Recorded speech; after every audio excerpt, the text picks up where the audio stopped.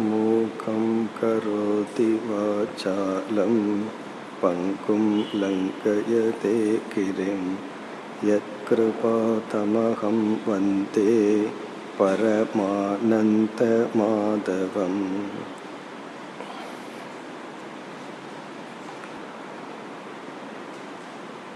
ஞானம் என்ற தலைப்பின் கீழ் இந்த அத்தியாயத்தில் பகவான் நம் மனதில் அடைய வேண்டிய நற்பண்புகளை பற்றி பேச ஆரம்பிக்கின்றார். அடைய வேண்டிய நற்பண்புகளும் நம்முடைய மனதிலிருந்து நீக்க வேண்டிய தீய எண்ணங்கள், பழக்கங்கள், உணர்வுகள் இவைகளும் இந்த பகுதியில் இடம்பெறுகின்றது. இந்த அத்தியாயத்தில் ஆரம்பிக்கின்ற பகவான் 18வது அத்தியாயம் வரை விதவிதமான கோணங்களில் விதவிதமான விதங்களில் நற்பண்புகளையே பகவான் போதிக்கப் போகின்றார். இந்த அத்தியாயத்தில் ஞானம் என்ற தலைப்பில் 20 பண்புகள். அதில் முதல் ஸ்லோகத்தில் 8வது ஸ்லோகத்தில் 9 பண்புகள். பிறகு நேற்றைய தினம் நாம் 3 பண்புகளை பார்த்தோம். இந்திரியார்த்தேஷு வைராக்கியம், இன்பத்தை கொடுக்கின்ற பொருள்களுக்கு அடிமையாகாமல் ஒரு பற்றின்மை என்கின்ற மனநிலை, ஒரு சக்தியை அடைதல் வைராக்கியம். இந்த வைராக்கியம் என்பது வெறுப்பல்ல, பிடிவாதம் அல்ல என்றெல்லாம் பார்த்தோம். ஒரு பற்றின்மையத்தான் வைராக்கியம் என்று சொல்கின்றோம். இது மனதிற்கு கிடைக்க வேண்டிய ஒரு விதமான பக்குவ நிலை. இது படிப்படியாக மெதுவாகத்தான் வரும் என்று பார்த்தோம். இந்த மனநிலையை கர்மயோகம் என்கின்ற சாதனையில் நாம் அடைவோம். பிறகு ஏதாவது ஒரு பொருளில் நமக்கு அதிக பற்று ஏற்பட்டால் அதை நீக்க இங்கேயே பகவான் உபாயத்தை கூறினார். தோஷ அனுதர்ஷனம், ஜென்ம மிருத்யு ஜரா வியாதி துக்க தோஷ அனுதர்ஷனம். ஒரு பொருள் மீது நமக்கு அளவு கடந்த பற்று வருவதற்கு காரணம் அந்த பொருள் கொடுக்கின்ற இன்பம் என்கின்ற தன்மையை மட்டும் மனம் பார்க்கின்றது. அதற்கு பின்னாடி இருக்கின்ற துயரத்தை கொடுக்கின்ற தன்மையை மனம் பார்க்க மறுக்கின்றது. அதை பார்ப்பதுதான் தோஷ தர்ஷனம். ஒரு பொருள் கொடுக்கின்ற துயரத்தின் அம்சத்தை பார்த்து அதை பார்த்தால் மட்டும் போதாது, அதை மீண்டும் மீண்டும் மனதில் சிந்திக்க வேண்டும். அதைத்தான் துக்க தோஷ தர்ஷனம். இப்போ இந்த இடத்துல ஒரு சந்தேகம் வரலாம்.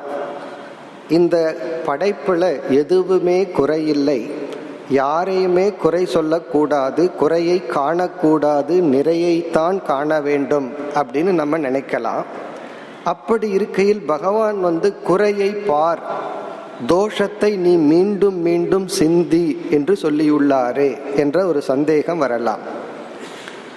நம்முடைய புத்தி ஒரு இடத்தில் குற்றம் இருந்தால் நாம் விரும்பினாலும் விரும்பாவிட்டாலும் அதை காட்டித்தான் தீரும். தோஷ தர்ஷனம் பண்டித லட்சணம் என்று ஒரு பழமொழியே இருக்கு. பண்டித லட்சணம்னா அறிவுக்கு என்ன லட்சணம், நமக்கு நல்ல அறிவு வந்துடுதுங்கிறதுனுடைய லட்சணம் என்னன்னா தோஷத்தை பார்த்தல். புத்தி ஒரு இடத்துல ஒரு மனிதர்களிடத்தில் இருக்கின்ற பலகீனத்தையோ தோஷத்தையோ பார்ப்பது தவறில்லை.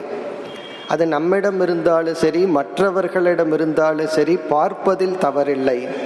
அதை நமக்கு சாதகமாக பயன்படுத்துவதோ அதை மற்றவர்களிடம் பகிர்ந்து மகிழ்வதோ தான் தவறு. ஒருவருடைய குறைய தெரிஞ்சுக்கிறத தப்புன்னு நம்ம நினைக்க கூடாது. அது இன்டெலிஜென்ட், அதை தெரிஞ்சுக்கணும். அதை தெரியவில்லை என்றால் அவருடைய பலகீனத்திற்கு நாம் பலியாகி விடுவோம். அந்த பலகீனத்தை விமர்சிப்பதும் அவரை அதனால் கீழ்மைப்படுத்துவதும் தான் தவறே தவிர பலகீனத்தை அறிவதில் தவறில்லை. அதை இங்கு ஒரு வேல்யூவா பகவான் சொல்றார். இதை எதற்குனா வைராக்கியத்தை அடைவதற்காக. பிறகு அனகங்காரக என்ற இடத்தில் இந்த உடல் தான் நான், இந்த உடலுக்கு மேல ஒரு தத்துவம் இல்லை என்று நினைக்கும் பொழுது இந்த ஒரு அறிவானது இந்த உடலுக்கு பிறப்பு, இறப்பு, நோய், வயோதிகம் போன்றவைகள் ஏற்படும். அதை நாம் ஏற்றுக்கொள்ள வேண்டும். இந்த உடல் ஒரு கருவியே தவிர இலக்கு அல்ல. அந்த ஒரு அறிவுக்காகவும் இந்த ஒரு சிந்தனை சாதனையாக பகவான் குறிப்பிடுகின்றார். இப்போ இந்த பண்புகளை பார்க்கும் பொழுது சிலதெல்லாம் மனப்பக்குவமாக இருக்கும், சிலதெல்லாம் ஒரு சாதனையாக இருக்கும். எதுவரைக்கு தோஷ தர்ஷனம்னா ஒரு பொருளின் மீது மோகம் இருக்கும் வரைதான் அதில் இருக்கிற குறையையே நினைச்சிட்டு இருக்கணும். ஒரு பொருள் மீது நமக்கு மோகம் இல்லை, மயக்கம் இல்லை என்றால் பிறகு இந்த சாதனை நமக்கு அவசியம் இல்லை. குறையை பார்க்க வேண்டாம், எல்லாமே இறைவன்னு பார்த்துடலாம். இந்த உலகத்துல குறைய பார்க்கணுங்கிறது ஒரு பகுதி தான். எதுவரைனா இந்த உலக பொருள்களுக்கு நாம் மயங்கி இருக்கும் வரை. எந்த பொருளுக்கும் நாம் மயங்கவில்லை என்றால் பிறகு இந்த சாதனை நமக்கு அவசியம் இல்லை. இப்போ இதை நேற்றைய தினம் பார்த்து முடித்தோம். இனி அடுத்த ஸ்லோகத்தில் அடுத்த 3 பண்புகளை பகவான் குறிப்பிடுகின்றார். 11வது ஸ்லோகம். அசக்திஹி அனபிஷ்வங்கக புத்திரதார கிருஹாதிஷு. இந்த முதல் வரியில் 2 பண்புகளை பகவான் குறிப்பிடுகின்றார். ஒன்று அசக்திகி, அதனுடைய தொடர்ச்சி அனபிஷ்வங்கக புத்திரதார கிருஹாதிஷு. இதுவும் ஒரு முக்கியமான பண்பு. இதில் நாம் புரிந்து கொள்ள வேண்டிய சூக்ஷ்மமான விஷயங்கள் அதிகமாக உள்ளது. ஆகவே சற்று விளக்கமாக இந்த பண்பை நாம் பார்ப்போம். முதல்ல இதனுடைய டிரான்ஸ்லேஷனை பார்ப்போம், மொழிபெயர்ப்பை பார்ப்போம். பிறகு இதிலிருந்து நாம் அறிந்து கொள்ள வேண்டிய சில முக்கிய நுண்ணிய கருத்தை ஆராய்வோம். அசக்தி என்றால் பற்றின்மை. சக்தி அப்படின்னு சொன்னா பற்று. சக்தி இனி ஒரு சமஸ்கிருத சொல்ல இருக்கு, அது ஸ்ட்ரென்த் அப்படின்னு அர்த்தம். இது சக்தி அப்படின்னா போய் ஒட்டி கொள்ளுதல். அசக்தி என்றால் பற்றின்மை. எதில் பற்றின்மை? புத்திர தார கிருஹ ஆதிஷு. புத்திரன் என்றால் மகன், தாரா என்றால் மனைவி, மற்ற உறவினர்கள், கிருஹம் என்றால் நாம் வசிக்கின்ற வீடு, ஆதி என்றால் எக்ஸெட்ரா. இந்த மாதிரி பொருள்களிடத்தில் மனதிற்கு இருக்க வேண்டிய பற்றின்மை என்கின்ற ஒரு குணம். இந்த அனபிஷ்வங்கங்கிறதுக்கு இதே கிட்டத்தட்ட இதே பொருள் தான். அனபிஷ்வங்கிறது இந்த பற்று அதிகரித்து விட்டால் அது அபிஷ்வங்கக, அபினிவேஷம்ங்கிற வார்த்தையிலையும் சொல்லப்படும். அனபிஷ்வங்கக என்றாலும் பற்றின்மை தான். ஆகவே அசக்தி என்றால் ஓரளவுக்கு பற்றின்மை, அனபிஷ்வங்கன அதிகமாக இருக்கின்ற பற்றை நீக்கி கொள்ளுதல். இதனுடைய வேற்றுமையையும் நம்ம பார்க்க போறோம். யாரிடத்தில்னா மகன், மனைவி, வீடு போன்ற இடங்களில். இப்போ இந்த வேல்யூ ரொம்ப முக்கியமான ஒரு குணம். இதை நம்ம சரியாகவும் புரிந்து கொள்ள வேண்டும். சில பண்புகளை எல்லாம் நம்ம தவறாக புரிந்து கொள்வதற்கு ரொம்ப வாய்ப்பு இருக்கு. ஆகவே இந்த பண்பினுடைய சூக்ஷ்மமான அர்த்தத்தை புரிந்து கொள்ள வேண்டும். இப்பொழுது இந்த பண்பை குறித்த விளக்கத்திற்கு செல்வோம். நம்முடைய மனப்பக்குவம் என்பது நம்முடைய மனம் ஒரு விதத்தில் விரிவடைய வேண்டும். இதை எமோஷனல் குரோத், எமோஷனல் மெச்சூரிட்டின்னு சொல்றோம். இப்போ ஒருவன் பிரம்மச்சரிய ஆசிரமத்தில் இருக்கும் பொழுது, ஸ்டூடெண்டா இருக்கும் பொழுது அவன் ஏதோ சப்ஜெக்டை படிக்கிறான். இப்போ எத்தனையோ விதமான டிகிரி இருக்கு, படிக்கிறதெல்லாம் இருக்கு.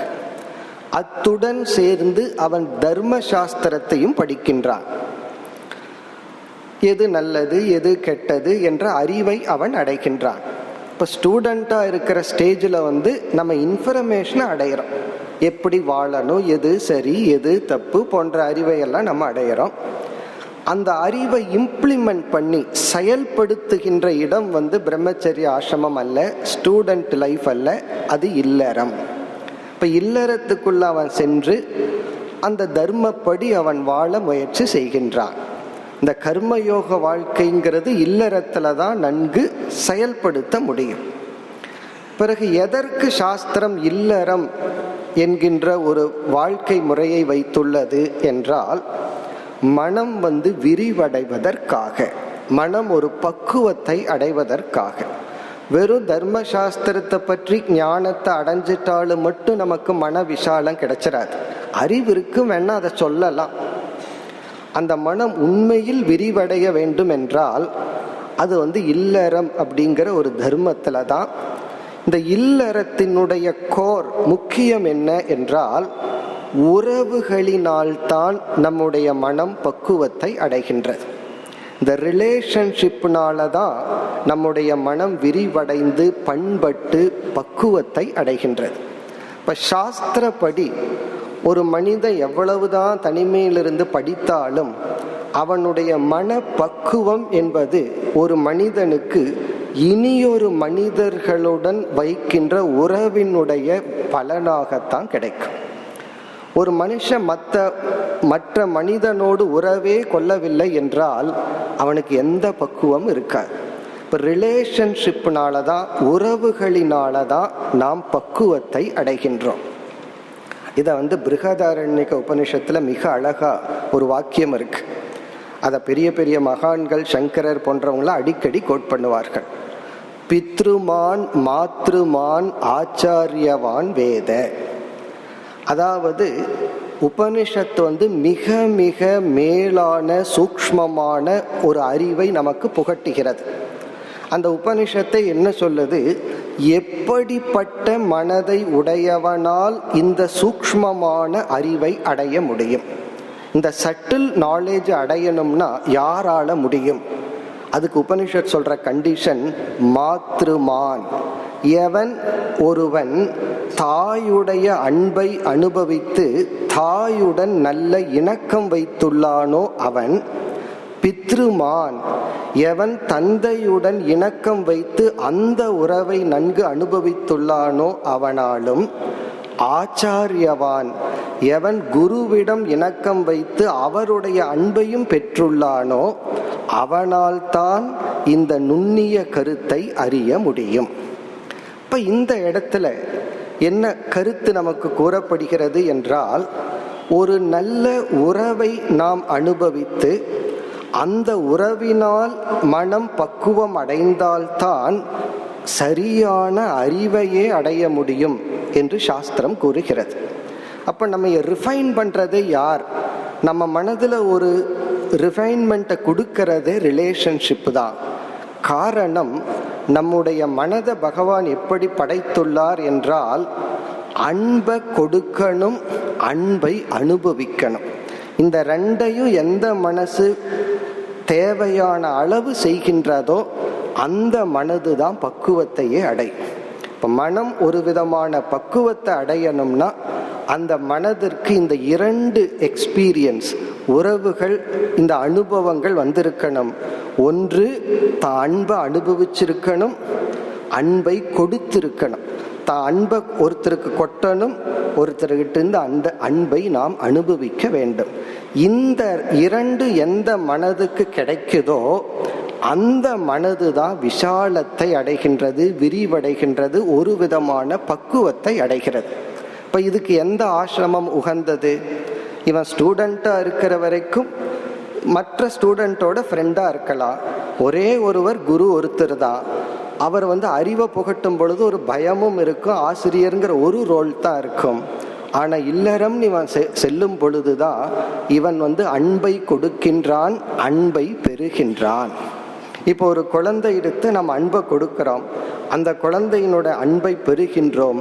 அதனால வர்ற ஒரு பக்குவம் இருக்கே, அந்த பக்குவத்தை உடையவனாலதான் அறிவை அடைய முடியும். அதுதான் ரியல் மெச்சூரிட்டி. அப்படி நம்ம மன வளர்ச்சிக்கு காரணம் அன்பை கொடுத்தல், அன்பை எடுத்தல். இப்ப அன்பை எடுக்கணும் அப்படின்னா அதை கொடுத்து தான் எடுக்க முடியும். இப்போ டிரைவருக்கு 15,000 ரூபா சம்பளம் கொடுக்குறோம். கொஞ்சம் அன்போட டிரைவ் பண்ணு அப்படிங்கிறதுக்கு ஒரு 5,000 கொடுக்க முடியாது. அன்போடு அவன் டிரைவ் பண்ணணும்னா அன்பைத்தான் நம்ம கொடுக்க முடியும். இப்போ அன்பை கொடுத்து தான் அன்பை வாங்க முடியுமே தவிர அன்பை கொடுக்காம நம்ம அன்பை வாங்க முடியாது. இப்போ சாஸ்திரப்படி ஒரு மனிதனுடைய மனப்பக்குவம் அப்படிங்கிறது அவன் எவ்வளவு தூரம் ரிலேஷன்ஷிப்பை நல்ல விதத்தில் வச்சிருக்கான். தூரத்தில் இருக்கிறவங்க ரிலேஷன்ஷிப் இல்லை, நம்மை சுற்றி இருப்பவர்களிடம் அவனுடைய உறவை அவன் நல்லா மெயின்டைன் பண்ணியிருக்கானா? அப்படி செய்தால்தான் அவன் வளர்ச்சியை அடைகின்றான். இந்த உறவுகளில் அவன் பக்குவத்தை அடையவில்லை என்றால் அவன் அழிந்து விடுகின்றான், அல்லது மனித தன்மை என்ற ஒரு நிலையையே அவன் அடைவதில்லை. இப்போ இந்த ஒரு பேருண்மையை பலர் உணர்வதில்லை. பார்த்தீங்க அப்படின்னா எவ்வளவு பேர்த்தோட நீ நல்ல இணக்கம் வச்சிருக்கிற, ரொம்ப க்ளோஸா எல்லாத்தையும் ஷேர் பண்ற மாதிரி உன்னை சுத்தி எத்தனை பேர் இருக்காங்கங்கிறத ஒரு லிஸ்ட் எடுத்து, எவ்வளவு க்ளோஸ் ரிலேஷன்ஷிப்போட நீ பேச மாட்டேன்னு ஒரு லிஸ்ட் எடுத்தோம் அப்படின்னா, இவங்ககிட்ட எல்லாம் நான் பேசுறதில்லை, இவங்ககிட்ட தான் நான் பேசிக்குவேன். அதுக்கு ரொம்ப க்ளோஸ் ரிலேஷன்ஷிப்பில் ஏதாவது ஒரு காரணத்தை நம்ம உருவாக்கி கொண்டு நம்ம என்ன பண்ணுறோம், அன்பை நாம் பெரு நிலையை நம்மளே அரெஸ்ட் பண்ணிடுறோம். அதனால தான் இப்போ இந்த பெட் தெரப்பின்னெல்லாம் சொல்கிறார்கள். ஏன்னா எல்லா ரிலேஷன்ஷிப்பையும் அரெஸ்ட் பண்ணிட்டோம். அன்பை கொடுக்கறதுக்கும் மனுஷங்க கிடையாது, வாங்கிறதுக்கும் மனுஷன் இல்லை. அதனால என்னன்னா, வீட்டில் ஒரு நாயை வளர்த்தினா அது அன்பை உனக்கு கொடுக்கும். அட்லீஸ்ட் அதன் மீதாவது நீ அன்பை கொடு, அதனுடைய அன்பையாவது நீ அனுபவி, கொஞ்சம் மைண்டு ரிலாக்ஸ் ஆயிக்கும். இப்போ இந்த நிலைக்கு மனுஷன் ஏன் போறான் அப்படின்னு சொன்னா, ஒரு மனிதன் இனியொரு மனிதனோடு நல்ல இணக்கம் வைக்க, உறவு வைக்க தவறி விட்டான். அதனுடைய விளைவு தான் எல்லா விதமான சைக்கலாஜிக்கல் ப்ராப்ளம், எல்லா விதமான மன அழுத்தத்துக்கு காரணம் என்னன்னா, அவன் உறவில் வெற்றியை அடைவதில்லை. முதல்ல உறவையே எஸ்டாப்ளிஷ் பண்றதில்லை, அன்பை கொடுக்க தெரிவதில்லை, வாங்க தெரிவதில்லை. குறிப்பா நம்ம க்ளோஸ் ரிலேஷன்ஸ், அதாவது தந்தை, தாய், அண்ணன், தம்பி, தங்கைகள், பிறகு மனைவி, குழந்தைகள், இப்படிப்பட்ட உறவுகளில் ரொம்ப யார் க்ளோஸா இருக்காங்களோ ஏதாவது காரணத்துல நாம் விலகி விடுகின்றோம். அப்படி இல்லாமல் அன்பை கொடுத்து அன்பை பெறுவதுதான் மனிதனுடைய இலக்கு. அதனாலதான் மனிதன் பக்குவத்தை அடைகின்றான். இப்போ இது ஒரு முக்கியமான கருத்து. இதைத்தான் உபனிஷத்துல இப்படிப்பட்டவர்களிடம் அன்பை பெற்றவனால் தான் ஞானத்தை அடைய முடியும். அப்போ ஒரு சந்தேகம் நமக்கு வரலாம், இந்த எல்லா விதமான அன்புகளும் எல்லாருக்கும் கிடைப்பதில்லை. ஒரு குழந்தை பிறந்த உடனே மரணம்ங்கிற ஒரு காரணத்தினால தாயை இழந்திருக்கலாம், அல்லது தந்தையை இழந்திருக்கலாம், அல்லது தாய் தந்தை இருந்தும் அவர்களுக்கு தாயினுடைய மதிப்பு தெரியாமலேயே சிலர் தாயாக இருக்கின்றார்கள், தந்தையினுடைய மதிப்பு தெரியாமலே தந்தையாக இருக்கின்றார்கள். அதெல்லாம் இல்லாம சில குழந்தைகளுக்கு அந்த ஏக்கமெல்லாம் இருக்கும். அதாவது தாயினுடைய அன்பு கிடைச்சிருக்காது, அல்லது குழந்தைக்கு கொடுக்க வேண்டிய அன்பு கிடைச்சிருக்காது, குழந்தை ஏதோ ஒரு காரணத்துல போயிருக்கும், ஏதோ ஒரு ரீசன்ல ஏதாவது இடத்துல அன்பு நமக்கு கிடைக்காம இருந்திருக்கும். அதனாலதான் ஒரு ஸ்லோகத்துல துவமேவ மாதா பிதா துவமேவன்னு சொல்லி, இவன் குரு குலத்துக்கு போகும் பொழுது குருவே கொஞ்ச நேரம் தாயை போல் நடந்து கொள்கின்றார்.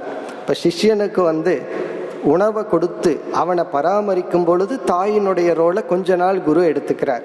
பிறகு பணம் கொடுத்து பராமரிக்கும் போது தந்தையினுடைய ரோல் எடுத்துக்கிறார். கிளாஸ் நேரத்தை தவிர மற்ற நேரத்தில் ஜாலியாக பேசிட்டு விளையாடி கொண்டிருக்கும் பொழுது நண்பனுடைய ரோல் எடுத்துக்கிறார். சரி, ஒருத்தனுக்கு குருவும் கிடைக்கலைன்னா என்ன பண்றதுன்னா, அதுதான் இனி பகவான் சொல்ல போறார். ஏற்கனவே சென்ற அத்தியாயத்தில் பார்த்தோம், அதான் பக்தி.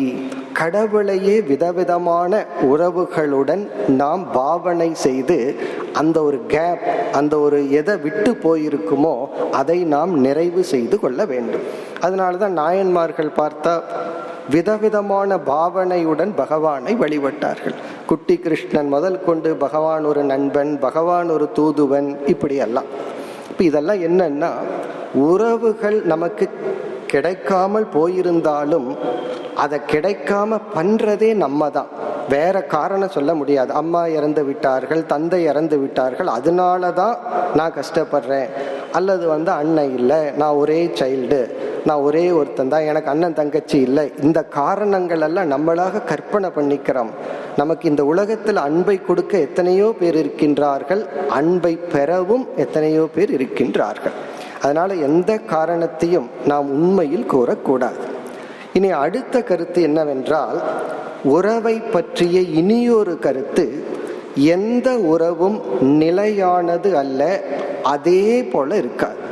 இப்போ ஒரு குழந்தை இருக்கு, அந்த குழந்தைக்கு ஒரு 7-8 வயது வரைக்கும் தாயினுடைய எல்லா விதமான தேவையும் இருக்கும். தாயினுடைய பிரசன்ஸ் தேவை, அன்பு தேவை, தாய் உணவை கொடுக்கணும் எல்லாம். அதற்கு மேல தாய்க்கு அதிக ரோல் கிடையாது. ஒரு 7 வயதுக்கு மேல குழந்தைய வளர்த்தி விட்டுட்டா அதுக்கப்புறம் ஒரு தர்மசாஸ்திரமே சொல்லுது, இருவரும் நண்பர்களைப் போல, தாயும் தந்தையும் தன்னுடைய குழந்தைகளை நண்பர்களை போல ட்ரீட் பண்ணணும்னு சொல்லி. அப்ப என்ன ஆகுது, அதற்கு மேல் குழந்தைக்கு தாயை தவிர குரு, நண்பர்கள், மற்ற உறவுகள் தான் முக்கியமா தேவைப்படுதே தவிர, தாய் 2 வயதுல 3 வயதுல எவ்வளவு தேவைப்பட்டதோ அந்த தேவை இல்லை. ஆனா அந்த தாய் என்ன நினைச்சுக்கிறது, 2-3 வயதுல குழந்தை எப்படி என்ன டிபெண்ட் பண்ணியே எல்லாம் எப்படி இருந்ததோ அதே போல அந்த குழந்தைக்கு 60 வயசு ஆனாலும் என்கிட்ட கேட்டுத்தான் பண்ணணும், என்கிட்ட சொல்லிட்டு தான் எல்லாம் பண்ணணும். அவருடைய குழந்தைக்கு ஒரு 40 வயசு ஆயிருக்கும், ஆனாலும் இவர்கள் அதை அப்படியே பிடிச்சிருக்கிறது. அப்போ உறவினுடைய இனியொரு பக்கம், எந்த உறவும் நிலையாக அப்படியே இருப்பதில்லை. உறவுகள், ரிலேஷன்ஷிப் அப்படிங்கிறது அது வழியாக நாம் சென்று பக்குவத்தை அடைய வேண்டும். அது வழியா செல்லணும்னு இவ்வளவு நேரம் பார்த்தோம். அது வழியா சென்றால்தான் பக்குவத்தை அடைய முடியும். ஒருவர் தன்னை சுற்றி ஒரு நல்ல மனித உறவுகளையே வைத்து கொள்ளவில்லை என்றால் அவர்களுடைய மனம் எந்த விதத்திலும் பக்குவத்தை அடைய தயாராக இல்லைன்னு அர்த்தம். ஆகவே முதல்ல உறவுகளை மெயின்டைன் பண்ணணும். இந்த மெயின்டைன் பண்ணாததுக்கு காரணம் என்ன அப்படின்னா, ஏதாவது 2 சில வார்த்தைகளை சொல்லி இருப்பார்கள், அல்லது பண விஷயமா இருக்கலாம், பொருள் விஷயமா இருக்கலாம். அதனால நம்ம என்ன பண்றோம்னா உறவை விலக்கி விடுகின்றோம். இப்போ அது கூடாது. ஃபர்ஸ்ட் உறவை எஸ்டாப்ளிஷ் பண்ணணும். அடுத்த பாயிண்ட் என்னன்னா, அந்த உறவை அப்படியே இருக்கணுங்கிறது அவசியம் இல்லை. இப்போ அக்கா தங்கச்சி 2 பேர் இருக்காங்க, அவர்கள் வீட்டில் 20 வயசு இருக்கிற வரைக்கும் அதே ரிலேஷன்ஷிப், அவங்கெல்லாம் பிரிஞ்சு போய் திருமணமாகி தனித்தனி வாழ்க்கை இருக்கும் பொழுது அது இருக்காது. அதில் சில மாற்றங்கள் இருக்கத்தான் இருக்கும். அப்படி அந்த உறவுகள் மாற்றத்திற்கு உட்பட்டது. எந்த உறவும் அதே ஸ்பிரிட்டில் இருக்கணுங்கிற அவசியம் கிடையாது. பிறகு உறவுகளே இலக்கும் அல்ல, ரிலேஷன்ஷிப்போடையே இருக்கிறது இலக்கல்ல. ஏன்னா தனியா பிறக்கிறோம், உறவுகள் வழியா பக்குவம் அடைகிறோம், பிறகு வாழ்க்கைய கடைசியில தனிமையில தான் சந்திக்கணும். எவ்வளவுதான் பெஸ்ட் ரிலேஷன்ஷிப் ஒருத்தரோட நம்ம வச்சிருந்தாலும் மரணம் என்பது ஒருவரை பிரிச்சு தான் ஆகும். அப்ப அந்த மரணம்னு ஒன்று இருக்கே, அதை அனைத்து உறவையும் பிரிச்சு தான் ஆகும். இந்த இடத்துல பகவான் எந்த ஸ்டேஜில் உபதேசம் செய்கின்றார்னா, ஒரு மனிதன் முதலில் உறவை எஸ்டாப்ளிஷ் பண்ணி, தன்னை சுற்றி இருக்கிறவங்களுக்கு எப்படிப்பட்ட உறவு கிடைச்சிருக்கிறோ அதுல ஒழுக்கமாக இருந்து அன்பை கொடுத்து அன்பை பெற்று அதுல பக்குவம் அடைந்ததற்கு பிறகு அவன் அதிலேயே நின்று விடக்கூடாது, அதை கடந்து வர வேண்டும். உறவை கடந்தும் அவன் செல்ல வேண்டும். உறவின் வழியாக சென்று உறவை விட்டும் வெளிவர வேண்டும். அதைத்தான் இங்க சொல்றார். அப்படி வெளிவரவில்லை என்றால் என்ன நேரிடும் அப்படின்னு சொன்னா, அந்த ரிலேஷன்ஷிப் உறவுங்கிறது போய் டிபெண்டன்ஸ் அப்படிங்கிற மாதிரி மாறிடும். சார்ந்திருத்தல் என்கின்ற நிலையை ஏற்பட்டு விடும். அந்த உறவு டிபெண்டன்ஸா இருக்கக்கூடாது. அதனாலதான் ஒரு மனோதத்துவ நிபுணர் ரிலேஷன்ஷிப்பை பத்தி லட்சணம் கொடுக்கும்போது, ரிலேஷன்ஷிப் அப்படிங்கிறதே 2 இண்டிபெண்டன்ட் பர்சன், இருவரும் தனித்துவம் வாய்ந்தவர்கள் விரும்பி தேர்ந்தெடுத்து சேர்ந்து இருப்பது தான் உறவு. ஒரு டிபெண்டன்ட் பர்சனு இனி ஒரு இண்டிபெண்டன்ட் பர்சனு சேர்ந்து இருந்தா அது உறவு கிடையாது. அது ஒரு டீலிங், நாட் ரிலேட்டிங். ஒரு மனுஷனை டீல் பண்றது வேற, ரிலேட் பண்றது வேற. அப்ப இருவரும் தனித்தனி தன்மையுடன் இருக்கணும். இப்ப நல்ல உறவுன்னா நான் சொல்றதெல்லாம் நீ கேட்கணும், நான் என்ன சொன்னாலும் கேள்வி கேட்காம எதிர்த்து பேசாம தலையாட்டுறது தான் உறவுன்னு சொன்னா அது உறவு கிடையாது. அது வீட்டில் ஒரு வேலைக்காரனை வச்சிருக்கோம், அவனுக்கு வீட்டில் என்ன நடந்தாலும் என்ன சொல்றத செஞ்சிட்டு இருப்பான். அது ரிலேஷன்ஷிப் இல்லை, அது உறவு கிடையாது. அது ஒரு டீலிங், ஒருத்தருக்கு ஒரு வேலையாள வச்சிருக்கிறோம், அது உறவு அல்ல. இப்போ உறவுன்னு சொன்னா அதுல சண்டை வர்றது சச்சரவு வருவதெல்லாம் உறவினுடைய பார்ட். அந்த சைக்காட்ரிஸ்ட் சொல்றார், அவர்கிட்ட ஒரு கப்பல் போய் சொல்றாங்களாம், எங்க 2 பேர்த்துக்குள்ள 4 வருஷமா எந்த விதத்திலையும் சண்டை வரலைன்னு. அப்ப அவர் சொல்றாருன்னா நீங்க ரிலேட் பண்ணவே இல்லை அப்படின்னு சொல்றாரு. அப்ப ரிலேஷன்ஷிப் அப்படின்னு சொன்னா கருத்து வேறுபாடு வரணும், அதெல்லாம் பார்ட். ஆனால் அந்த உறவு நிலையானது அல்ல, தொடர்ந்து இருக்காது. இப்ப இந்த பகுதியில பகவான் என்ன சொல்றார், நீ எந்த உறவின் வழியா பக்குவம் அடைந்து வந்தாயோ அந்த உறவு உன்னை விட்டு சென்றாலும் நீ எந்த விதத்திலும் பாதிப்பை அடையக்கூடாது. அந்த உறவு இன்றியும் உன்னுடைய மனம் அதே நிலையில் இருக்க வேண்டும். இந்த உறவு இலக்கு அல்ல. அந்த உறவே இலக்கு ஆகிவிட்டால், ஏன்னா ரொம்ப பேர்த்துக்கு உறவுக்கே வருவதில்லை, அந்த பிராபலத்தில் இருக்கும் பொழுது இந்த ஸ்லோகத்தில் இருக்கிறதுக்கு அர்த்தம் இல்லாம போயிடும். அதாவது எந்த உறவுகளையும் பற்று இருக்க கூடாதுன்னா நான் இப்ப அப்படித்தானே இருக்கேன்னு சில பேர்த்துக்கு சொல்லுவார்கள். நான் யாரு மேலே அம்மா அப்பா மேல பற்று இல்லை, அதனாலதான் ஓல்டேஜ் ஹோம்ல சேர்த்திருக்கேன், யாரு மேலேயும் எனக்கு பற்று இல்லைங்கிற மாதிரி தோணும். அப்படி அல்ல, பற்றை வைச்சு அந்த ரிலேஷன்ஷிப்பை அனுபவிச்சு மனப்பக்குவத்தை அடைந்து பிறகு இண்டிபெண்ட் மைண்ட், எந்த உறவு வேண்டாலும் வரலாம் போகலாம், அந்த நிலையில இந்த இடத்துல பகவான் பேசுகின்றார். அப்படி இல்லை என்றால் இந்த உறவே நமக்கு ஒரு வலை போல ஆயிரும். இந்த ரிலேஷன்ஷிப் அப்படிங்கிறது அபிமன்யு யுத்தத்துக்குள்ள போனது போல உள்ள போக தெரியுது, வெளியே வர தெரிவதில்லை. ரொம்ப பேர் போறதே இல்லை, போறது ஒருத்தரை போல அபிமன்யு தான். அப்படி ஒழுங்கா உள்ள செல்பவர்கள் ஒழுங்காக திரும்புவதில்லை. அப்படி அந்த உறவிலிருந்து வெளிவரவில்லை என்றால் அந்த உறவு என்ன ஆகும்னா, மனித வர்க்கத்திற்கு சம்சாரமே ரிலேஷன்ஷிப்னாலதான், உறவுகள்னாலதான் நம்ம துயரப்படுறோம். எல்லா துயரத்திற்கும் இந்த ரிலேஷன்ஷிப் தான், உறவுகள் தான் காரணம். அதுக்கு 2ஆ இருக்கலாம். ஒன்று, அந்த உறவுக்குள்ளேயே போகாம இருக்கிறது ஒரு காரணமா இருக்கலாம், சென்றவர்கள் திரும்பாம இருக்கிறது காரணமா இருக்கலாம். அதுல நம்ம எந்த லிஸ்ட்ன்னு நம்ம பார்த்துக்கணும். உறவுக்குள்ளேயே போகாம நான் துயரப்பட்டு இருக்கிறேன்னா, அல்லது உள்ள போய் வெளியே வர தெரியவில்லையா? இந்த இடத்துல பகவான் வெளியே வர்றவங்களை பத்தி பேசுறார். உறவுக்குள்ள போய் பக்குவத்தை அடைஞ்சு பிறகு அந்த இண்டிபெண்டன்ஸ் அடையாம டிபெண்டன்ஸ் ஆகி அதனுடைய விளைவு என்னன்னா, ஒருவரை ஒருவர் கண்ட்ரோல் பண்ணிட்டு பொசசிவா இருந்துட்டு அந்த உறவிலேயே துயரத்தை வளர்த்தி கொள்ளுதல். அதாவது ரொம்ப பொசசிவா இருக்கிறது, கண்ட்ரோல் பண்றது. ஒருத்தர் இனியொருத்தர் கண்ட்ரோல் பண்ணும்போது நான் சொல்றதெல்லாம் நீங்க கேட்கணும்னு சொல்லும் பொழுது அந்த இடத்துல உறவு கிடையாது. அந்த உறவுல விஷம் கலந்து விட்டதுன்னு அர்த்தம். இப்ப இந்த இடத்துல பகவான் ஒரு அறிவை கொடுக்கிறார். நாம எந்த மனிதர்களிடத்துல ரொம்ப க்ளோஸா ரிலேட் பண்றோமோ, இந்த இடத்துல புத்திர மகன் என்ன, அது ரொம்ப பிளட்டோட சம்பந்தப்பட்ட உறவு. பிறகு மனைவி, கணவன், தந்தை, அண்ணன், தம்பி, தங்கை, இது போன்ற உறவை பத்தி இங்க சொல்றார். இந்த உறவின் மூலமாகத்தான் நம்ம பக்குவத்தை அடைகிறோம். பிறகு இந்த உறவிலிருந்தும் நாம் நம்மை எரியாமல் வெளிவந்து ஆக வேண்டும். அதைத்தான் இங்க சொல்றார், அசக்திகி, இப்படிப்பட்ட பொருள்கள் இடத்தில். பிறகு கிரகம்ங்கிறது நாம் அதிகமாக பயன்படுத்துகின்ற பொருள்கள். அது வீடாகலாம், வாகனமாகலாம், எந்த பொருள்கள் வேண்டுமானாலும் இருக்கலாம். அதுல ஓவர் எமோஷனல் இன்வெஸ்ட்மெண்ட் இருக்கக்கூடாது. ஒரு பொருள் மீது அதிகமான பற்று நமக்கு இருந்துவிடக் கூடாது. அதைத்தான் இங்க பகவான் குறிப்பிடுகின்றார்.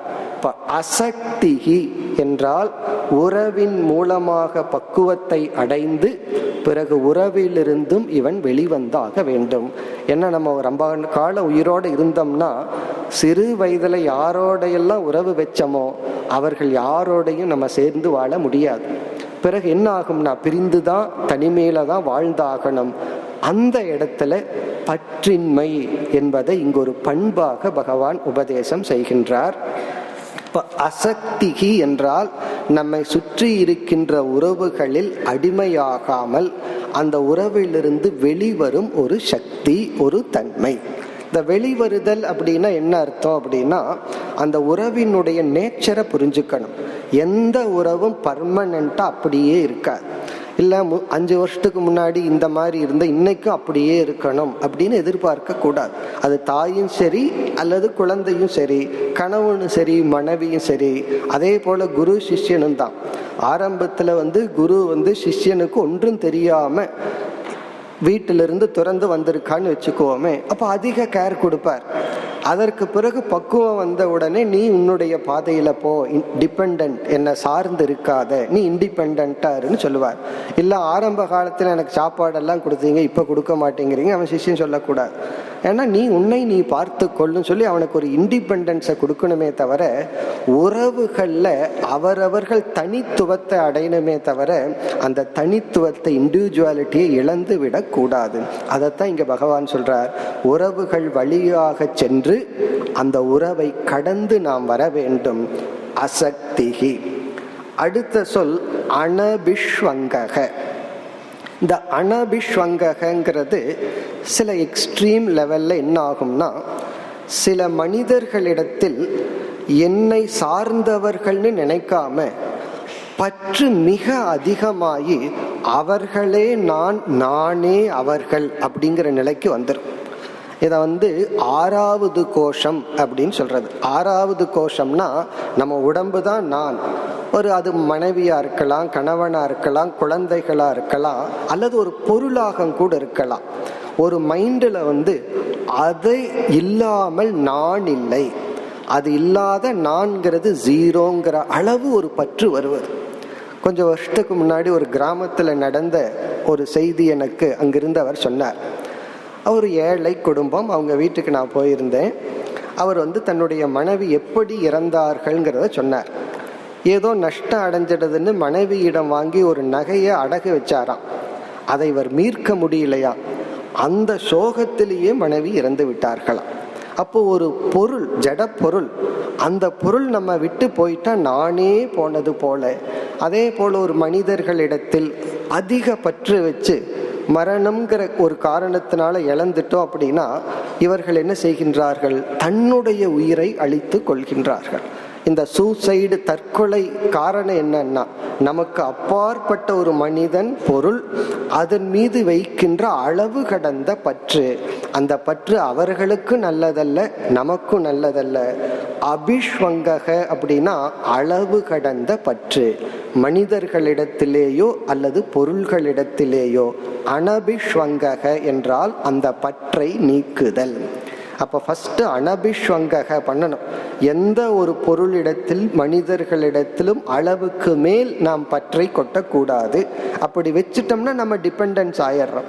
நம்ம டிபெண்ட் ஆயிட்டோம் அப்படின்னா அவங்க நம்ம கிட்ட ரிலேட் பண்ண முடியாது, நம்ம கிட்ட டீல் தான் பண்ணுவார்கள். ஆபீஸ்ல டீலிங் இருக்கணும், வீட்டில் ரிலேட் பண்ணணும். ஆனா பல சமயங்கள்ல வீட்டுக்கு போகும்போது எப்படி டீல் பண்றதுன்ட்டு போவார்கள். ஏன்னா அந்த மாதிரி நம்ம ரிலேஷன்ஷிப்பை நம்ம கிரியேட் பண்ணி வச்சிருக்கிறோம். பார்த்தாவே ஒரு பயம், எப்படி இவங்களை டீல் பண்ணுவோம் அப்படின்னு சொல்லி. அந்த டீலிங் நல்லதல்ல, ரிலேஷன்ஷிப்பு தான். அந்த ரிலேஷன்ஷிப்பை பத்தி இந்த பகுதியில் பகவான் கூறுகின்றார். அசக்திகி அனபிஷ்வங்கக. இப்போ இதில் நாம் உணர வேண்டிய கருத்து, உறவை நாம் வைத்து கொண்டுதான் மனப்பக்குவத்தை அடைய முடியும்.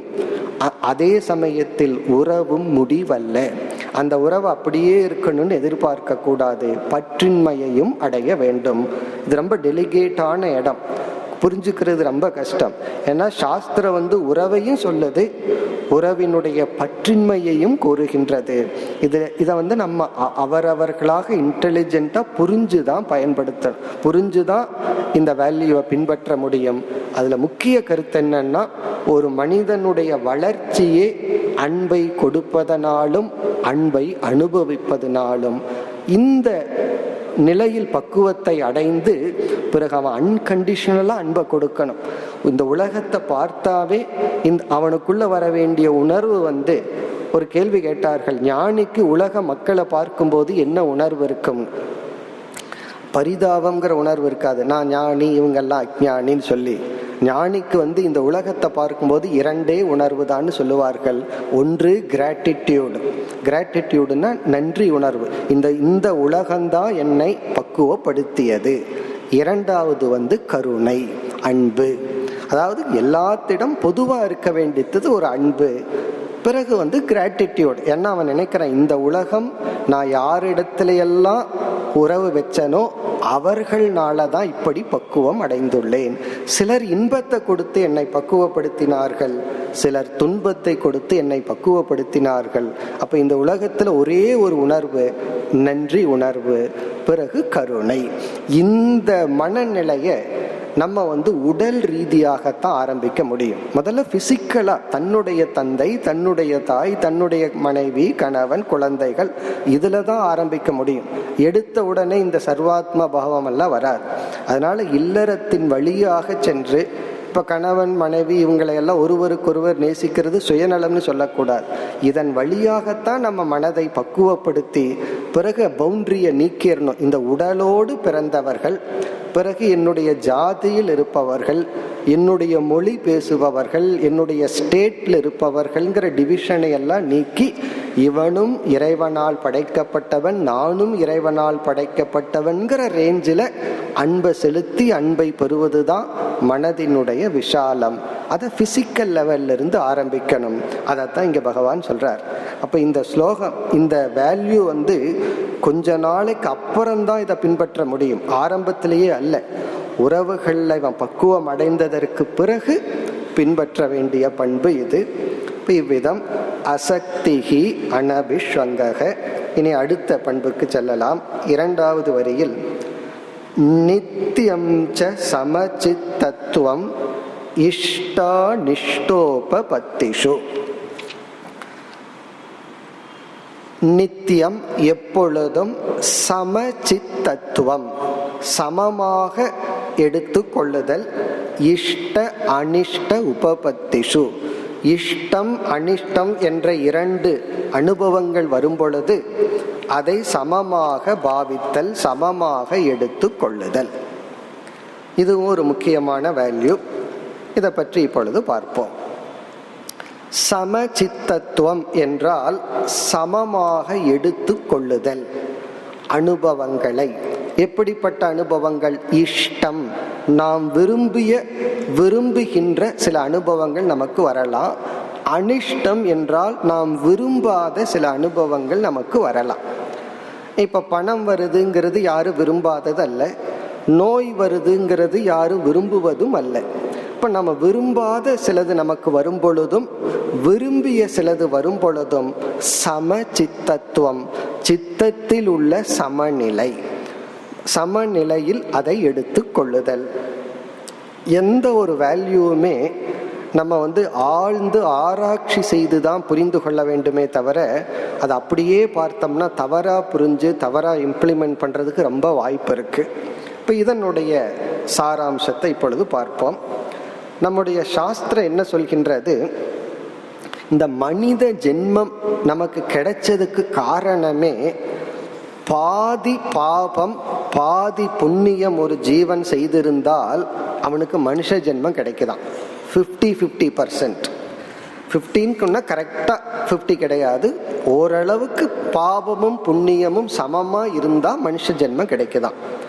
புண்ணியம் ரொம்ப இருந்தா தேவ ஜென்மம் எல்லாம் கிடைக்குமா, தேவலோகத்துக்கு பிறப்பானா, தேவர்களா பிறப்பானா. பாபம் அதிகமா இருந்தா மிருகங்களாக மரம் செடி கொடியா பிறக்கிறானா. அப்ப மனித சரீரம் ஒருத்தனுக்கு கிடைச்சிருக்குனாவே பாதி பாபம் பாதி புண்ணியத்தின் சேர்க்கையான கருமத்தின் விளைவு. இந்த பாபம் என்ன பண்ணும் அப்படின்னு சொன்னா, நாம விரும்புறோமோ இல்லையோ கஷ்டமான சூழ்நிலைகளை கொடுக்கும், கஷ்டத்தை கொடுக்கும். புண்ணியம் என்ன பண்ணும்னா, நம்ம விரும்புறோமோ இல்லையோ மகிழ்ச்சியான சுகமான சூழ்நிலைகளை பொருள்களை கொடுக்கும். அப்போ எந்த ஒரு ஜீவன் மனித சரீரம்னு எடுத்துட்டா, அவன் அறிவாளியா இருக்கலாம், கோடீஸ்வரனா இருக்கலாம், பிச்சைக்காரனா இருக்கலாம், மனித சரீரம்னு ஒரு ஜீவன் எடுத்து இந்த பூலோகத்துல வந்துட்டா அவன் எப்படிப்பட்டவனா இருந்தாலும் பாதி நேரம் இன்பம் வரும், பாதி நேரம் துன்பமான சூழ்நிலை வரும். நம்ம நினைச்சிட்டு இருக்கிறோம் பணம் இல்லாததுனால தான் துன்பம் வந்துட்டு இருக்கு, அறிவு இல்லாததுனால தான் துன்பம் வந்துட்டு இருக்குன்னு நினைக்கிறோம். அது ஒரு காரணமா இருக்கலாம் நம்முடைய மேலோட்டமான அனுபவத்தில். பட் சாஸ்திர ரீதிப்படி நீ எந்த லெவல்ல இருந்தாலும் உனக்கு சுகம்னு ஒன்று வரும், துக்கம்ங்கிற ஒரு சூழ்நிலை வரும். இப்ப இந்த இடத்துல வேல்யூவா பகவான் என்ன சொல்றார், இந்த இரண்டும் வரும் பொழுது, பலனாக உனக்கு வரும் பொழுது உன்னுடைய மனதில் இருக்க வேண்டிய ஆட்டிடியூடு, பாவனை என்னவென்றால் சமமாக எடுத்து கொள்ளுதல். இப்ப இத செயல்படுத்தும் பொழுது அல்ல, ஒரு இன்பத்தை அடையணும், பணத்தை அடையணும்னு நம்ம பிசினஸ் பண்றோம், அந்த நேரத்தில் இந்த வேல்யூவை பார்க்க கூடாது. அதுக்கான முயற்சியை நம்ம செஞ்சிடறோம். ரிசல்ட்னு வரும் பொழுதுதான் இந்த வேல்யூ. ஒரு வேல்யூவை எந்த ஸ்டேஜில் ஃபாலோ பண்ணணுங்கிறது ஒன்று இருக்கு. இந்த வேல்யூவை செயல்படும் பொழுது ஃபாலோ பண்ணக்கூடாது. செயல்படும் போது நான் ஃபாலோ பண்றேன்னா எனக்கு எல்லாம் சமந்தான் அப்படின்னு நம்ம பேசாம உட்கார்ந்துட்டு இருப்போம், எந்த முயற்சியும் செய்ய மாட்டோம். முயற்சி செய்யும் பொழுது இஷ்டத்தை அடைய அனிஷ்டத்தை நீக்க வேண்டும்ங்கிற எண்ணத்துல தான் முயற்சி பண்ணணும். எனக்கு வேண்டாத்ததை நான் நீக்குவேன், வேணுங்கிறத அடைவன்கிற எண்ணத்துல தான் நம்ம முயற்சி பண்ணணும். நம்முடைய முயற்சிக்கு பிறகு முயற்சியெல்லாம் செய்து முடிச்சாச்சு, ரிசல்ட் நம்ம கைக்கு வருது. அந்த ரிசல்ட்டை அனுபவிக்கிற நமக்கு போக்தா அப்படின்னு பெயர். முயற்சி செய்கின்ற நமக்கு கர்த்தாங்கிற பெயர். இந்த வேல்யூவை ஆஸ் அ கர்த்தாவா நம்ம ஃபாலோ பண்ணக்கூடாது. செயல்படும் பொழுது நம்ம இதை பின்பற்றக்கூடாது. போக்தாங்கிற ஸ்டேட்ல இருக்கும் பொழுது, போக்தாவா நம்ம இருக்கும் பொழுது இந்த வேல்யூவை ஃபாலோ பண்ணணும். என்ன வேல்யூன்னு சொன்னா, பல விஷயத்தில் நான் சமமாக எடுத்து கொள்ளுதல், சமசித்தத்துவம். இந்த இடத்துல விளக்க ஆசிரியர் சொல்லும் பொழுது சமசித்தம்ங்கிறனுடைய அர்த்தம் விருப்பு வெறுப்பு கோபம் பொறாமை போன்ற எண்ணங்கள் வராமல் சமமாக பாவித்தல். மகிழ்வுடன், அக்செப்டன்ஸ், மகிழ்வுடன் கூட சொல்ல வேண்டாம், அக்செப்டன்ஸ் ஏற்றுக்கொள்ளுதல். இந்த அக்செப்டன்ஸ் ஏற்றுக்கொள்ளுதல் அப்படிங்கிற வேல்யூவை பலன் வரும் பொழுது செயல்படும் பொழுது அல்ல. இப்ப இங்க சமசித்தத்துவம்னா அக்செப்டன்ஸ் ஏற்றுக்கொள்ளுதல். இந்த ஏற்றுக்கொள்ளுதல்லாம் எப்படி, மனதார இதை நான் ஏற்றுக்கொள்கின்றேங்கிற பாவனையுடன் ஏற்றுக்கொள்ளுதல். இந்த நம்ம துயரத்தையே எப்படி பிரிக்கலாம், அக்செப்டட் சாரோ இருக்கே அது ஜஸ்ட் பெயின் தான். ஏற்றுக்கொள்ளப்பட்ட கஷ்டங்கள் எல்லாம் உண்மையிலேயே அதை நம்ம சுவைக்கலாம். ஏற்றுக்கொள்ளப்படாத சிறிய சுகமும் கூட அது கஷ்டம்தான். விரதம்னு இருக்கிறோம், நாம முடிவு பண்ணி விரதம் இருக்கும் பொழுது உடல் ரீதியா கொஞ்சம் பெயின் இருந்தாலும், பசிக்குதுங்கிற ஒரு ஏக்கம் இருந்தாலும் மனசுல சந்தோஷம் இருக்கும். ஏன்னா இன்னைக்கு நான் விரதம் இருக்கிறேன் அப்படிங்கிற ஒரு சந்தோஷம் இருக்கும். அப்ப அந்த பெயினையே எப்ப ரசிக்கிறோம், எப்ப நம்ம அந்த பெயினை நினைச்சு சந்தோஷப்படுறோம், ஏற்றுக்கொள்ளும் பொழுது. நம்ம பசியோட வீட்டுக்கு வர்றோம், ஏதோ ஒரு காரணத்துல அப்ப ஃபுட்டு ரெடியா இல்லை, நாம் ஏற்றுக்கொள்ளாத பொழுது அதே பசி நமக்கு கோபத்தை கொடுக்குது, எல்லா விதமான நெகட்டிவ் ஃபீலிங்ஸையும் கொடுக்குது. இப்போ இந்த இடத்துல பகவான் என்ன சொல்றார், ரிசல்ட்னு வரும் பொழுது நீ அதை ஏற்றுக்கொண்டு பழக வேண்டும். இப்போ ராகம்னா விருப்பு, துவேஷம்னா வெறுப்பு, இது போன்ற பதிவுகள் உனக்குள் வராமல் உனக்கு என்ன கிடைக்குதோ அதை சமசித்தத்துவம், சமமாக உன்னுடைய சித்தத்தில் ஏற்றுக்கொண்டு பழக வேண்டும். இது ஒரு முக்கியமான வேல்யூ. இந்த சமசித்தத்துக்கு பல காரணங்கள்ல நம்ம எடுத்துக்கலாம். சில கஷ்டங்கள் அந்த கஷ்டம் இருந்தா தான் நான் பக்குவம் அடைவேன்னு நம்ம பாவனை செய்யணும். சில சமயங்கள்ல சில இன்பங்கள் நம்மைய பக்குவப்படுத்தும். சில பேர் நமக்கு அன்பை கொடுத்து பக்குவப்படுத்துவார்கள், சில பேர் வெறுப்பை கொடுத்து பக்குவப்படுத்துவார்கள். அந்த வெறுப்பும் நமக்கு பக்குவத்தை படுத்துவதற்கு தான், அன்பும் நம்மை பக்குவப்படுத்துவதற்கு தான். ஆகவே எது இஷ்டம் அனிஷ்டம் எதுவாக இருந்தாலும் இவைகளினால் நான் ரிஃபைன்மெண்ட், நான் பக்குவம் அடைகின்றேங்கிற மனநிலையுடன் நாம் சமசித்தத்துடன் இருத்தல். இப்ப இஷ்ட அனிஷ்ட உபபத்திஷு, நீ விரும்புவது விரும்பாதது உனக்கு வரும் பொழுது, இதிலிருந்தே பகவான் சொல்றார், உனக்கு விருப்பு வெறுப்பு இருக்கிறதுல தப்பில்லை. இதெல்லாம் நான் விரும்புறேன், இதெல்லாம் நான் விரும்பல அப்படின்னு நினைக்கிறதுல தப்பில்லை. அப்படி நினைச்சுதான் ஆகணும். நான் நோயை விரும்புறேன்னு யாராவது சொல்லுவார்களா? நஷ்டத்தை விரும்புறேன்னு சொல்லுவார்களா? அதை நம்ம விரும்ப வேண்டாம் தான். நன்மையை விரும்புறேன், இன்பத்தை விரும்புறேன், அதுல தவறில்லை. ஆனால் நாம் அதை எதிர்கொள்ளும் பொழுது அந்த விருப்பு வெறுப்பை நீக்கி சமமாக பாவித்தல், இது ஒரு பண்பு.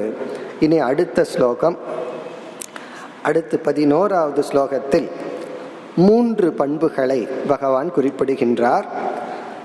மயிச்ச அனன்ய யோகேன பக்தி ரவ்யபிசாரிணி. முதல் வரியில ஒரு பண்பு, இதை நம்ம சென்ற அத்தியாயத்தில் பார்த்து முடித்த ஒரு பண்பு. பக்திஹி, மயி இறைவனாகிய என்னிடத்தில், பக்திஹி அனன்ய யோகேன அவ்யபிசாரிணி பக்திஹி. 2 அடைமொழிகள் பகவான் அந்த பக்திக்கு போடுறார். இப்படிப்பட்ட பக்தி என்னிடத்தில் இருப்பதை ஒரு வேல்யூவா இங்க சொல்றார். இப்ப இறைவனிடத்துல நம்ம பக்தி செலுத்துவது இங்கு ஒரு பண்பா சொல்றார். இந்த பக்திக்கு ஒரு அடைமொழி அவ்யபிசாரிணி பக்தி.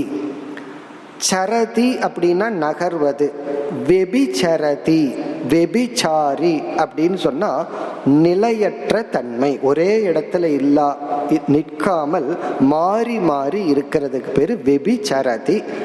அவ்யபிசாரிணி என்றால் நிலையான, உறுதியான, ஒரே இடத்தில் நிலைக்கின்ற என்று பொருள்.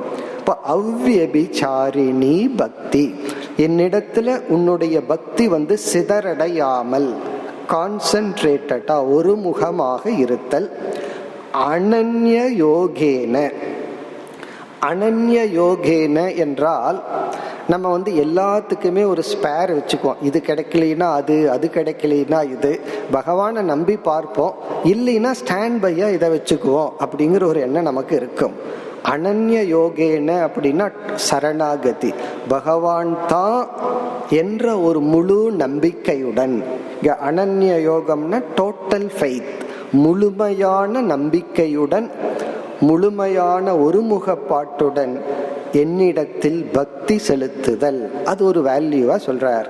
இந்த ஒரு வேல்யூவை தான் 12வது அத்தியாயம் முழுவதும் பகவான் கூறியுள்ளார். இப்ப 12வது அத்தியாயத்துல சொன்ன கருத்தை எல்லாம் ஞாபகப்படுத்துவதுதான் இந்த பக்தி என்கின்ற வேல்யூ. அதை நம்ம சுருக்கமா ஞாபகப்படுத்திக் கொள்வோம். பக்திக்கு நம்ம என்ன லட்சணம் பார்த்தோம்? பக்தி என்பது நம்முடைய மனதில் இருக்கின்ற அன்பு என்ற உணர்வை மேலான இடத்தில் வைத்தால் அதற்கு பெயர் பக்தி அப்படின்னு லட்சணத்தை பார்த்தோம். அன்புங்கிற உணர்வு எல்லாத்துக்கும் இருக்கு. அதை ஜட பொருள்ல வைக்கும்போது பற்று அப்படின்னு சொல்ற, அட்டாச்மெண்ட்னு சொல்றோம். பிறகு உடல் சம்பந்தமா இருக்கின்ற உறவுகளிடத்துல வைக்கும் பொழுது பாசம் அப்படின்னு சொல்றோம். அதே இது இறைவனிடத்திலோ குருவிடத்திலோ நம்ம தேசத்தின் இடத்திலோ வச்சா அத பக்தின்னு சொல்றோம். குரு பக்தி, தேச பக்தி அப்படின்னு எல்லாம் சொல்றோம். என்னுடைய வீட்டு மேல வச்சிருக்கிற பற்று இருக்கே, அது கிரக பக்தின்னு எல்லாம் சொல்ல மாட்டோம். வீட்டு மேல எனக்கு பக்தி இருக்குன்னு சொல்ல மாட்டேன். என்னுடைய வீடு அது அட்டாச்மெண்ட். ஆனா என்னுடைய நாடுன்னு வரும் பொழுது அதை பக்தின்னு சொல்றோம். இப்ப இந்த அன்பு மேலான இடத்துல டைரக்ட் பண்ணும்போது அதை பக்தின்னு சொல்றோம். மேலான இடத்துல டைரக்ட் பண்ணணும் அப்படின்னு சொன்னா அந்த அளவுக்கு நம்ம மனம் பண்படைந்திருக்க வேண்டும். பண்படைந்திருந்தா தான் ஒரு உயர்ந்த பொருள் மீது நமக்கு ஒரு அட்டாச்மெண்ட் வர்றதுக்கே ஒரு சக்தி வேணும். அதனாலதான் இச்சா சக்தி, கிரியா சக்தி, ஞான சக்திங்கிற இடத்துல ஞான சக்தினா புரிஞ்சுக்கிற சக்தி, திறன். கிரியா சக்தினா செயல்படும் திறன். இச்சா சக்தினா ஆசைப்படும் திறன். ஆசைப்படுறதுக்கே ஒரு சக்தி வேணும். மேலான ஒரு பொருள் மீது அன்பு செலுத்தணும் அப்படின்னா அதுக்கு நமக்கு பக்குவம் வேணும். யாராவது நம்ம மீது அன்பு செலுத்தல, நம்ம ரொம்ப நேர்மையா இருக்கிறோம், நாணயமா இருக்கோம், சமமா வாழ்ந்துட்டு இருக்கோம், பட் ஒருத்தர் நம்ம மீது அன்பு செலுத்தலைன்னா உடனே நம்ம என்ன நினைச்சிடறோம், என் மீது அன்பு செலுத்தலைன்னு வருத்தப்படுறோம். நம்ம என்ன புரிஞ்சுக்கணும், என்னுடைய வேல்யூவை அந்த மனசுக்கு புரிஞ்சுக்கிறதுக்கு சக்தி இல்லை. அப்படித்தான் புரிஞ்சுக்கணும். ஒரு குழந்தை அம்மா சொல்ல கேட்கல, அம்மா சொல்லப்படி கேட்கலிங் போது அம்மா என் பையன் என் சொல்லப்படி கேட்கலைன்னு வருத்தப்படக்கூடாது. அம்மா என்ன நினைக்கணும், தாயினுடைய தாய்மையினுடைய என்னுடைய வேல்யூவை இந்த நேரத்தில் குழந்தைக்கு புரியல, அடுத்த நேரத்தில் புரிஞ்சிடும், கொஞ்ச நேரத்துக்கு அப்புறம் அது புரியலாம். ஆகவே இந்த மேலான இடத்துல அன்பு செலுத்துறதுக்கே ஒரு மனப்பக்குவம் வேண்டும். அப்படி இந்த இடத்துல பகவான் சொல்றார், உன்னுடைய பாசம், நீ உறவுகள் வழியாக உடல் ரீதியா ஒரு ரிலேஷன்ஷிப்பை நீ உருவாக்கி அதன் வழியாக நீ வளர்ந்து பிறகு உன்னுடைய அன்பு என்கின்ற உணர்வை அதை நீ என்னிடத்தில் செலுத்த வேண்டும். ஏன்னா வேறு யாரிடத்தில் செலுத்துகின்ற அன்பும் நிலையானது அல்ல. மரணம்ங்கிறது எடுத்துட்டு போயிடும். ஆனா பகவான் இடத்துல செலுத்துற அன்புக்கு முடிவில்லை.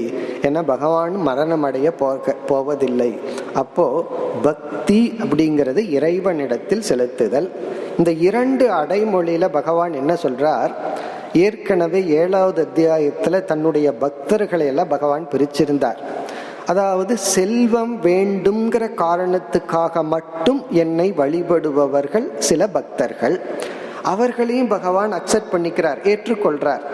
நீ செல்வம் வேணுங்கிறதுக்கு அட்லீஸ்ட் என்னுடைய அனுகிரகம் இருந்தா தான் உனக்கு செல்வம் கிடைக்குங்கிற அளவுக்கு எனக்கு நீடு பக்தி செலுத்துறியன்னு ஏற்றுக்கொள்றார். சிலர் பேர் துயரம் வரும் பொழுது மட்டும் என்னை வழிபடுவார்கள், அவர்களையும் நான் ஏத்துக்கிறேன். ஏன்னா நீ துயரத்துக்கு மது போன்ற இடத்துக்கு போகாம என்னிடத்துல நீ ஆறுதலுக்கு வர்றையே அப்படின்னு அதையும் பகவான் ஏற்றுக்கொள்கின்றார். 3வது விதமான பக்தன் என்னை அடைய, என்னை பற்றி அறிவை அடைய என்னிடம் வருபவன். அவன் செல்வத்துக்காகவோ அல்லது துயரத்தை நீக்கிக் கொள்ளவோ என்னிடத்தில் வருவதில்லை. என்னை அடைய, என்னை பற்றி அறிவை அடைய என்னிடத்தில் வருகின்றவர்கள். அதைத்தான் இந்த 2 அடைமொழியில பகவான் சொல்றார். பிறகு இனியொரு பக்தனை சொல்றார், ஞானியும் என்னுடைய பக்தன் தான். ஞானியே என்னுடைய பக்தன்னு சொன்னா ஞானி வேறு நான் வேறு அல்லங்கிற அளவு அந்த இடத்துல பேசி உள்ளார். இப்ப இந்த இடத்துல பகவான் இந்த 3வது நிலையில் இருக்கின்ற பக்தனை பத்தி பேசுறார். அதாவது இந்த 3வது நிலையில் இருப்பவன் துயரம் வரும் பொழுது பகவானை நினைக்கிறதுலயும் தவறில்லை. ஒரு ஐஸ்வர்யம், ஒரு தடை இருந்தா நீங்கணுங்கிறதுக்காக பகவானை நினைச்சாலும் தப்பில்லை. அதெல்லாம் எதற்குனா உன்னை உணர்வதற்காக, மோட்சத்தை அடைவதற்காக, இறைவனை பற்றி அறிவை அடைவதற்காகங்கிற இன்னர் மோட்டிவோட அவன் பணத்தை கேட்டாலும் தப்பில்லை, துயரம் நீங்கணும்னு பிரார்த்தனை பண்ணாலும் தப்பில்லை. அப்படிப்பட்ட பக்தியை இங்கு ஒரு சாதனையாக குறிப்பிடுகின்றார். இப்ப இங்க பக்திங்கிற இடத்துல நம்ம 12வது அத்தியாயத்துல பார்த்த அனைத்து கருத்தையும் மனதில் கொள்ள வேண்டும். இனி இந்த ஸ்லோகத்தில் அடுத்த வரியில் வருகின்ற கருத்து விவிக்த தேச சேவித்துவம். விவிக்த தேச சேவித்துவம். விவிக்தம் என்றால் தனிமையான, தேசம் என்றால் இடம், சேவித்தல் என்றால் எடுத்து கொள்ளுதல், பழகுதல். இந்த டிசிப்ளின், இந்த சாதனை தனிமை. நீ அவ்வப்பொழுது தனிமையாக இருந்து பழகுதல். கொஞ்ச நேரம் நம்ம தனிமையா இருந்து பழகுதல். இந்த வேல்யூக்களை எல்லாம் ரொம்ப கவனமா ஒன்றோட ஒன்று தப்பா புரிஞ்சுக்காம பார்க்கணும். நமக்கு ரிலேஷன்ஷிப் அப்படின்னு சொன்னா சேர்ந்து இருக்கணும், அதுவும் ஒரு வேல்யூ. அதே சமயத்துல எப்பொழுதுமே மனித கூட்டத்திலேயே நீ இருக்காத, அவ்வப்பொழுது தனிமைக்கும் நீ வர வேண்டும், தனிமையிலும் இருந்து பழக வேண்டும். வள்ளலார் சொன்னார், தனித்திரு, விழித்திரு, பசித்திருன்னு சொல்லி. இந்த 3 ஒன்றோடு ஒன்று சேர்ந்து செல்ல வேண்டிய பண்பு. நான் தனித்திருக்கிறேன்னு சொல்லி தனிமையில போய் தூங்கிட்டே இருக்கிறோம்னு வச்சுக்கோமே, அப்புறம் அது என்ன வேல்யூ? அப்ப தனித்திருக்கும் பொழுது நீ விழித்திருக்க வேண்டும். விழித்திருன்னா 2 அர்த்தம் இருக்கு. ஒன்னு தூங்காம இரு, இனி ஒன்று தனிமையில இருக்கிறேன்னு சொல்லி பாட்டு கேட்டுட்டே இருக்காருன்னு வச்சுக்கோமே, நீ அந்த அவேர்னஸோட இரு. பிறகு தனிமையில போன ரொம்ப பேர் சாப்பிட்டு விடுவார்கள். சாப்பிட்டு புத்திக்கு வேலை கொடுக்காம இருக்கிறது. ஏன்னா அந்த புத்தி தனிமையை ஞாபகப்படுத்திடும். இப்ப பசித்திருந்தா தான் நீ விழித்திருக்க முடியும். அப்படி தனிமையை பயன்படுத்துன்னு சொல்லி உள்ளார். அந்த வேல்யூவை தான் இங்கு பகவான் கூறியுள்ளார், தனித்திரு. இதுலயும் நம்ம தெரிந்து கொள்ள வேண்டிய விஷயங்கள் பல உள்ளது. இந்த தனித்திரு அப்படின்னு சொன்னா, எப்பொழுதுமே மக்கள் கூட்டத்திலும் மக்களோடையே இருந்துட்டு இருந்தோம். நம்மை சுற்றி எப்பொழுதுமே மனிதர்கள் இருந்தா நம்ம எறியாமல் நம்முடைய தனித்துவத்தை இழந்து விடுவோம். இப்ப அவ்வப்பொழுது தனிமையில் போகும் பொழுது முக்கியமா தனிமை நமக்கு 2 விதத்தில் பயன்படும். இந்த தனிமை அப்படிங்கிறது நம்மளுடைய ஸ்தூல முகத்தை பார்க்கணும் அப்படின்னா நம்ம கண்ணால பார்க்க முடியாது. பகவான் அப்படி படைச்சிருக்கார். நம்முடைய ஒரிஜினல் ஃபேஸை மற்றவங்க தான் பார்ப்பாங்க, நம்மளால பார்க்கவே முடியாது. ஆனாலும் பார்க்கணும்னு ஆசைன்னு என்ன பண்றோம், கண்ணாடியின் மூலமா பார்க்கிறோம். அதே போல நம்ம மனசையே நம்ம பார்க்கணும் அப்படின்னா அந்த கண்ணாடி தான் தனிமை. அந்த தனிமை என்ன பண்ணுதுன்னா, வேற எதுவுமே எனக்கு ஆப்ஜெக்ட் இல்லை. மைண்டு எத்தனையோ பொருள்கள் மனிதர்கள் இருக்கும்போது அவர்களை பார்க்குது, அவர்களை பொருளா வச்சுக்குது. யாருமே இல்லை அப்படிங்கும்போது மனசுக்கு யார் ஆப்ஜெக்ட், மனதுக்கு யார் பொருள், மனதுக்கு நான் தான் பொருள். அப்ப தனிமையில நான் யாரோடு அறிமுகமாகின்றேன், நான் என்னையே பார்க்கின்றேன், என்னோடு அறிமுகமாகின்றேன். அதனாலதான் எல்லாத்துக்கும் தனிமைங்கிறது வேதனையா இருக்கு. காரணம் என்ன, நான் என்னையே பார்க்க முடியவில்லை. என்னையே என்னால சகிச்சுக்க முடியாதுன்னா என்னை சகிச்சுட்டு எத்தனை பேர் சுத்தி இருக்கார்கள். அதை யோசிச்சு பார்த்தா அவங்க என்ன செஞ்சாலும் அதை நம்ம மன்னிக்கலாம். காரணம் என்ன, என்னால தனிமையில இருக்க முடியாதுன்னா என்ன அர்த்தம், நானே என்ன சகிச்சுக்க முடியலன்னு அர்த்தம். என்ன சகிச்சுட்டு வீட்டுல வச்சிருக்காங்க, சாப்பாடு போட்டுட்டு இருக்காங்கன்னா பெரிய விஷயம் தானே. இப்ப இந்த தனிமை என்ன பண்ணுதுன்னா, என்னை எனக்கு அறிமுகப்படுத்தும் ஒரு உபாயம். இந்த தனிமையில தான் நம்ம மைண்டே நமக்கு தெரிய வருகின்றது. நம்ம யார், நம்முடைய பலம் என்ன, பலகீனம் என்ன, இதை நம்ம தனிமையில பார்க்கிறோம். பார்த்ததற்கு பிறகுதான் இந்த செல்ஃப் அசஸ்மெண்ட் அப்படிங்கிறது இந்த தனிமையில தான் நமக்கு கிடைக்குது. இதை நம்ம முழுமையா ஆரம்பத்தில் எடுத்துக்கொள்ள கூடாது. முழுமையா தனிமைக்கு போயிட்டோம்னா எந்த பக்குவத்தையும் அடைய மாட்டோம். எனக்கு தெரிந்த ஒருவர் அவருக்கு ஒரு 20-30 வயது இருக்கும். எனக்கு உலகமே வேண்டாம், யாரும் வேண்டான்னு தனிமையில போயிட்டார். பிறகு 2 வருஷம் இருந்துட்டு என்கிட்ட ரிப்போர்ட் பண்ணார். இந்த தனிமையில போகும்போது ஒன்று நான் புரிஞ்சுட்டேன், என்னுடைய பலகீனம் என்னன்னு தெரிஞ்சிட்டது. ஆனா இந்த தனிமை அதிலிருந்து வெளியே வர்ற எந்த உபாயத்தையும் அது கொடுக்கவில்லை. இதுல இருந்து தனிமை நம்மை அறிமுகப்படுத்துது. அதுக்கு பிறகு நம்ம என்ன செய்யணுங்கிறத அடுத்ததாக நாம் செய்ய வேண்டும். இப்ப தனிமை அப்படிங்கிறது ஒரு வேல்யூ. அதுல ஒரு பலன் நம்மை நாம் அறிமுகப்படுத்துவது. தனிமைக்கு இனி ஒரு முக்கிய பலனும் உள்ளது. அதை நாம் நாளை சிந்திப்போம். ஓம் பூர்ணமத பூர்ணமிதம் பூர்ணாத் பூர்ணமுதச்யதே பூர்ணஸ்ய பூர்ணமாதாய பூர்ணமேவாவசிஷ்யதே.